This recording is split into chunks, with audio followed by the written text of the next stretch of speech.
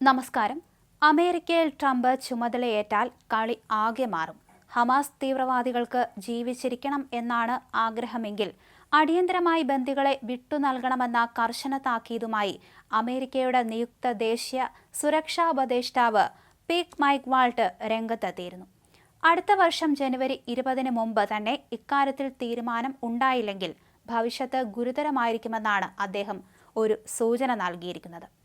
4 American പൗരന്മാരാണ് ഹമാസിന്റെ ബന്ദികളായി ഇപ്പോൾ കഴിയുന്നത്. ഈ ഒരു കാര്യം അദ്ദേഹം എല്ലാവരെയും ഓർമ്മിപ്പിച്ചു. നേരത്തെ നിയുക്ത പ്രസിഡന്റ് ഡൊണാൾഡ് ട്രംപ് പറഞ്ഞതുപോലെ ബന്ദികളെ വിട്ടയച്ചില്ലെങ്കിൽ ഭീകര സംഘടനയെ നരകത്തിലെത്തിക്കും എന്നാണ് അദ്ദേഹം പറഞ്ഞത്. ബന്ദികളെ വിട്ടു നൽകിയില്ലെങ്കിൽ ഭീകരരുടെ നെറ്റിയിൽ വെടിയുണ്ട കയറുമെന്ന ഭീഷണി അദ്ദേഹം മുഴക്കുകയും ചെയ്തു. അടുത്ത ജനുവരി 20 മുതൽ ഡൊണാൾഡ് ട്രംപാണ് അമേരിക്ക ഭരിക്കുന്നതെന്ന കാര്യം ഹമാസ് ഭീകരർ ഓർക്കുന്നത് നന്നായിരിക്കുമെന്നും നിയുക്ത സുരക്ഷാ ഉപദേഷ്ടാവ് ഓർമ്മിപ്പിക്കുകയും ചെയ്തു. തീവ്രവാദികളെ നേരിടുന്ന കാര്യത്തിൽ ഇസ്രായേൽ പ്രധാനമന്ത്രി ബെഞ്ചമിൻ നെതന്യാഹുവിനെ അദ്ദേഹം അഭിനന്ദിച്ചു. ഹിസ്ബുള്ളയുടെ കമ്മ്യൂണിക്കേഷൻ സംവിധാനങ്ങളും ഇറാന്റെ മിസൈൽ പ്രതിരോധ സംവിധാനങ്ങളും എല്ലാം തകർത്തതിലൂടെ ഇസ്രായേൽ ഭീകരർക്ക് കനത്ത തിരിച്ചടിയാണ് നൽകിയിരിക്കുന്നത്. ഹമാസ് ഭീകരർ ഇപ്പോൾ മറ്റേത് കാലഘട്ടത്തിലേക്കാളും ഒറ്റപ്പെട്ടിട്ടുണ്ട്. രക്ഷപ്പെടാനുള്ള എല്ലാ വഴികളും അടഞ്ഞ് ഹമാസ് നേതാക്കൾ ജീവിച്ചിരിക്കണമെന്ന ആഗ്രഹമുണ്ടെങ്കിൽ മാത്രം ബന്ദികളെ വിട്ടയക്കണം. 2021 ഹൂത്തികളെ വിദേശ ഭീകര സംഘടനകളുടെ പട്ടികയിൽ നിന്ന് മാറ്റിയ ബൈഡൻ ഭരണകൂടത്തിന്റെ നടപടി ട്രംപ് അധികാരത്തിലെത്തിയാൽ പുനഃപരിശോധിച്ചേക്കാം. American ബന്ദികളും Hamas തടവിലാക്കിയവരുടെ പട്ടികയിലുണ്ട്.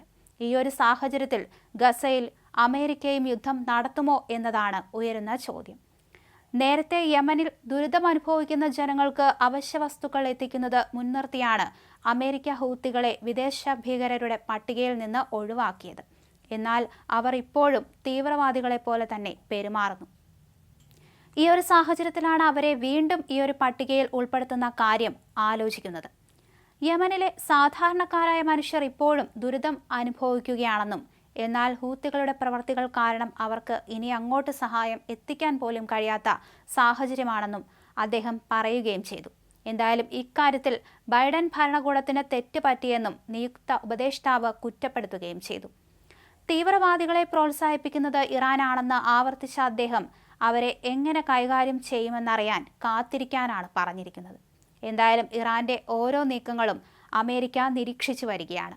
സൗദിയുമായും ഇക്കാര്യം ചർച്ച ചെയ്തിട്ടുണ്ട്.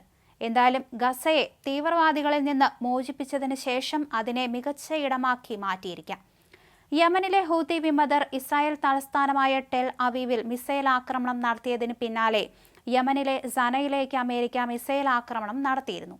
ഹൂത്തികൾ വിക്ഷേപിച്ച മിസൈൽ ടെൽ അവീവിൽ പതിക്കുകയും 16 പേർക്ക് പരിക്കേൽക്കുകയും ചെയ്തതിന് പിന്നാലെയായിരുന്നു അമേരിക്ക ഇത്തരമൊരു ആക്രമണം നടത്തിയത്. ഹൂത്തികളുടെ ആയുധ സംഭരണ കേന്ദ്രങ്ങളെ ലക്ഷ്യമാക്കിയാണ് ആക്രമണം നടത്തിയത്. ചെങ്കടലിന് മുകളിലൂടെ നിരവധി ഹൂതി ഡ്രോണുകളെയും ചരക്ക് കപ്പലുകളെ ലക്ഷ്യമാക്കിയുള്ള ക്രൂയിസ് മിസൈലുകളെയും അമേരിക്കൻ സേന തകർത്തതായി വിവരങ്ങൾ പുറത്തുവരുന്നുണ്ട്. അതേസമയം ഇറാൻ അനുകൂല സംഘങ്ങളിൽ അമേരിക്കയ്ക്കും ഇസ്രായേലിനും ഇനിയുള്ള ഭീഷണി ഹൂതികളാണ്.